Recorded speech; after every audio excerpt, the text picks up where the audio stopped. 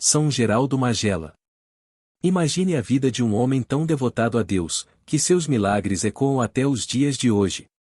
Este vídeo vai te contar a extraordinária história de São Geraldo Magela, um humilde irmão leigo redentorista que, através de sua fé inabalável e sua devoção profunda, realizou feitos impressionantes, desde curas milagrosas até um fenômeno celestial que acontece em seu túmulo até hoje. Você vai descobrir como um simples servo de Deus pode transformar a vida de milhares e por que ele continua sendo uma fonte de inspiração.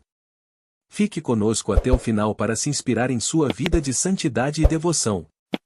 Inspire-se na vida deste grande santo e permita que sua história de fé e obediência a Deus toque o seu coração. São Geraldo nos ensina que a verdadeira santidade está em fazer a vontade de Deus em todas as circunstâncias, e seus milagres são prova disso. No dia 16 de outubro, a Igreja celebra São Geraldo Magela, que entrou para a glória em 1755. Não eram ricos em bens materiais, mas em fé e piedade os pais de Geraldo, Domingos Magela e Benedetta Galela. Ele nasceu no dia 6 de abril de 1726, em Muro, no sul da Itália. Desde cedo, o sobrenatural envolveu a vida dessa criança predestinada. Geraldo se dedicava precocemente à oração e ao apostolado entre seus companheiros de brincadeiras. Já com 6 anos, ele costumava ir à igrejinha da Virgem de Capotignano, localizada a 2 léguas de Muro. Após suas orações, via o menino Jesus descer dos braços da Madonna e vir até ele para lhe dar um pãozinho branco e saboroso. Em casa, contava à mãe o que havia acontecido. Um dia, Geraldo ajoelhou-se diante do altar para receber a comunhão. Queria receber Nosso Senhor, mas, ao vê-lo tão pequeno, o padre passou adiante. Uma imensa mágoa tomou o coração de Geraldo. Para consolá-lo, São Miguel trouxe-lhe a Santa Comunhão na noite seguinte. Geraldo precisava aprender um ofício para ajudar na pobreza da família. Foi aprender com o alfaiate, um homem mau, colérico e grosseiro. Golpes, injúrias e maus-tratos faziam parte do seu cotidiano, mas Geraldo enfrentava tudo com incansável paciência. O pouco que ganhava era destinado aos pobres e às almas do purgatório, para as quais ele fazia celebrar missas.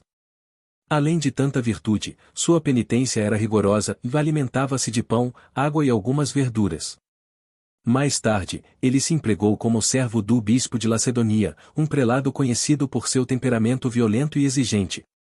Nenhum criado permanecia muito tempo ao seu lado, e muitos pensaram que o mesmo aconteceria com Geraldo.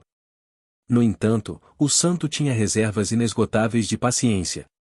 Nas horas de provações e palavras duras, ele permanecia em silêncio. Deus recompensou tanta virtude com milagres. Certo dia, na ausência do prelado, Geraldo foi buscar água na praça pública, mas, por infelicidade, a chave da casa caiu no poço. Ele se assustou, pois sabia que o bispo ficaria furioso ao retornar. Então, correu até a igreja e retirou a imagem do menino Jesus, amarrando-a à corda e descendo-a ao fundo do poço, enquanto rezava: Vó menino Jesus, sê bom comigo e traz-me a chave, para que o senhor bispo não se zangue e não brigue comigo. Os presentes acompanharam com curiosidade e, para sua surpresa, ao puxar a corda, a estátua voltou segurando a chave perdida. Geraldo perseverou na casa do bispo por 3 anos. Depois, voltou para Muro, sua terra natal, onde abriu uma alfaiataria para sustentar a mãe. Ganhava regularmente, mas quase tudo era dado aos pobres. Para eles, confeccionava roupas gratuitamente. E, quando recebia tecido para fazer um terno, o tecido parecia multiplicar-se em suas mãos. Contudo, os impostos e fiscais da época estavam presentes. Decidiram cobrar taxas mais altas sobre a oficina de Geraldo. Para evitar isso, ele se mudou para São Félix, onde enfrentou sofrimentos nas mãos de alguns aprendizes. Ao retornar para Muro, parecia que sua sede de sofrimentos havia aumentado. Ele provocava os meninos da rua para que o maltratassem, e eles o faziam, cercando-o e batendo nele. Que pena, diziam os moradores de Muro, o filho de Domingos está louco. Foi nessa época que 2 padres redentoristas vieram pregar missões em Muro. Geraldo ficou entusiasmado com eles e quis segui-los até o convento. Desejava deixar o mundo e viver somente para Deus. Pediu admissão, mas o padre Cafaro, um santo homem e confessor de Santo Afonso, achou que Geraldo era fraco de saúde e, por isso, recusou. A mãe de Geraldo também interveio, alegando que a família dependia do trabalho do filho. Mas Geraldo não se deu por vencido. De comum acordo com os padres, sua mãe trancou-o em um quarto na hora da partida dos missionários. O santo, no entanto, encontrou uma solução, fez uma corda com os lençóis da cama e, por ela, desceu e fugiu, deixando um bilhete: fujo para me tornar santo ou nunca mais voltarei. Para grande admiração, os missionários viram Geraldo correndo atrás deles e pedindo admissão novamente. O padre Cafaro, diante da insistência, finalmente o aceitou e o enviou para Eliceto com uma carta ao reitor do convento, na qual dizia: envio-lhe um rapaz que, por fraco, não servirá para nada. Aceitei-o apenas por causa de sua insistência nunca vista. No convento, Geraldo percorreu como um gigante o caminho da perfeição. Inicialmente, foi designado para cuidar do jardim, mas não era apto para essa tarefa. Depois, foi nomeado sacristão e, então, encontrou seu paraíso. Seu amor a Nosso Senhor refletia-se no cuidado com que mantinha tudo o que pertencia ao altar. Flores nunca faltavam na igreja, e, em toda parte, Geraldo sempre tinha uma palavra de Deus para o próximo. Mais tarde, passou a cuidar da despensa, do refeitório e da portaria, mantendo-se sempre o mesmo irmão humilde, modesto, obediente e edificante. Quando acompanhava os padres nas missões, pregava com o exemplo, com a oração contínua e com sua austera penitência. Durante as viagens, nunca deixava de ser apóstolo. Em uma ocasião, foi abordado por um salteador na estrada. Calmamente, Geraldo lhe disse: tenho um tesouro para te mostrar, mas precisamos ir para o meio da mata. O salteador o acompanhou e Geraldo, tirando um crucifixo do peito, começou a falar do tesouro da graça e dos pecados do homem, conseguindo converter o pobre ladrão. A virtude da obediência aos superiores brilhava em Geraldo. Dizia-se que ele parecia adorar até os pensamentos de seus superiores. Em uma ocasião, foi curado apenas por obedecer, com fé, a ordem de ser curado. Era tão fiel à regra que se afirmava que ele poderia reescrever o livro que a continha, caso todos os exemplares se perdessem. Sua humildade era exemplar, levando-o a esconder os milagres que Deus realizava através dele. Sua pureza era angelical, e o santo jamais perdeu a graça do batismo. Mesmo assim, Deus permitiu que fosse injustamente acusado de uma falta grave contra a pureza. Geraldo não se defendeu, aceitando e cumprindo humildemente a penitência que lhe impuseram. Mais tarde, a calúnia foi descoberta, e Santo Afonso perguntou a Geraldo por que ele não havia se defendido. Como poderia fazer isso, se a regra proíbe apresentar desculpas aos superiores?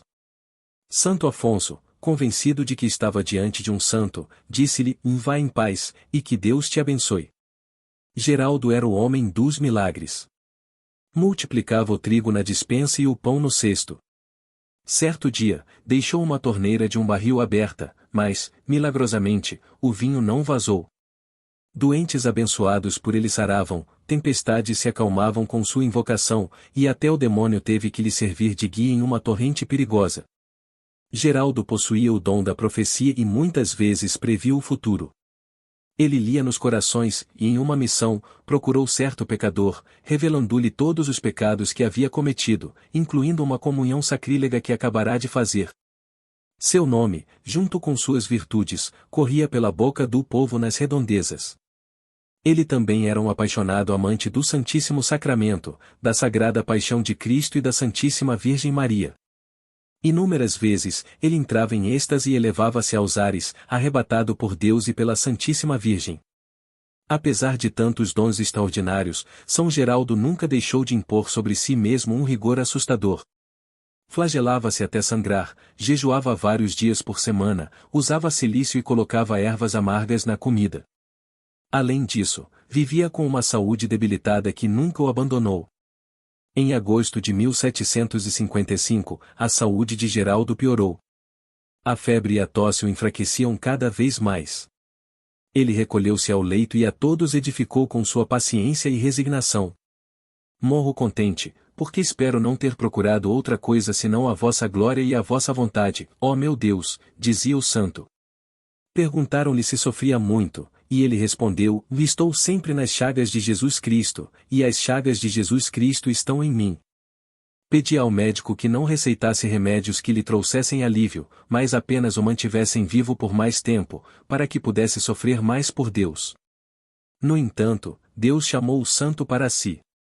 Geraldo morreu no dia 16 de outubro de 1755, com apenas 29 anos, repetindo as palavras: Fiat voluntas tua, ou seja feita a vossa vontade. Ele foi beatificado pelo Papa Leão XIII em 29 de janeiro de 1893 e canonizado em 11 de dezembro de 1904. Os milagres continuaram a se multiplicar, e a fama de São Geraldo Magela espalhou-se pelo mundo inteiro, consolidando-o como um verdadeiro taumaturgo, um santo operante em sinais e maravilhas.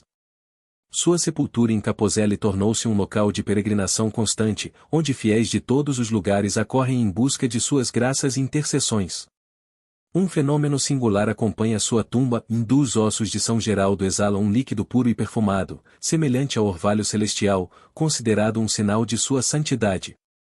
A Igreja reconheceu oficialmente sua santidade em 29 de janeiro de 1893, quando o Papa Leão XIII o beatificou.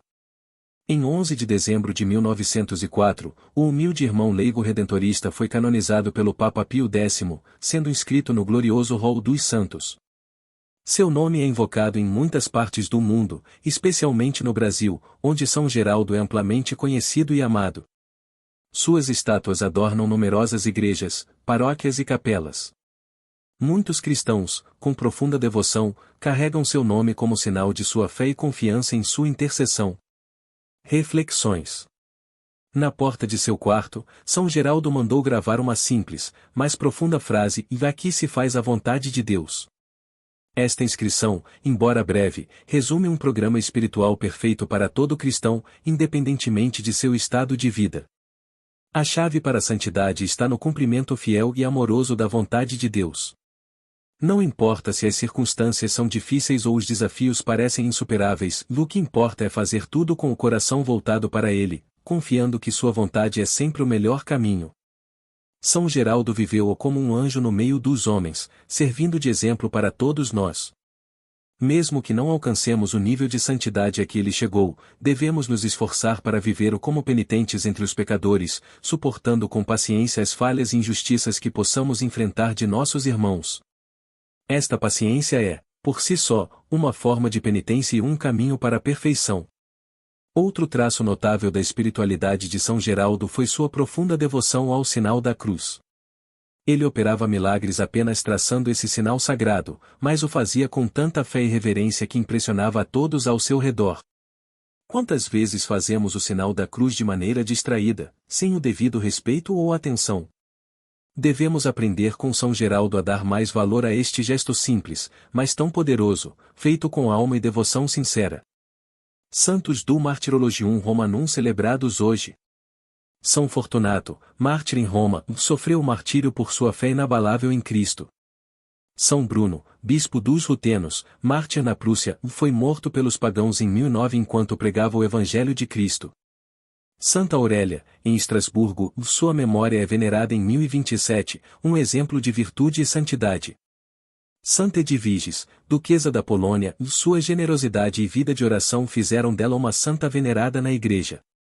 Santa Beatriz da Silva, em Portugal, proveniente da nobreza, sua beleza extraordinária provocou o ciúme da rainha de Castela, que a encarcerou. Após escapar, encontrou refúgio no convento das Dominicanas em Toledo. Com a ajuda da rainha Isabel, fundou a Ordem da Imaculada Conceição. Infelizmente, faleceu em 1490 antes de receber os votos formais. São Geraldo Magela, rogai por nós. Oremos, ó Deus, que por vossa infinita bondade, deste ao vosso servo São Geraldo Magela a graça de viver na mais perfeita obediência à vossa vontade, concedei-nos, por sua intercessão, a graça de seguir o seu exemplo de humildade e confiança.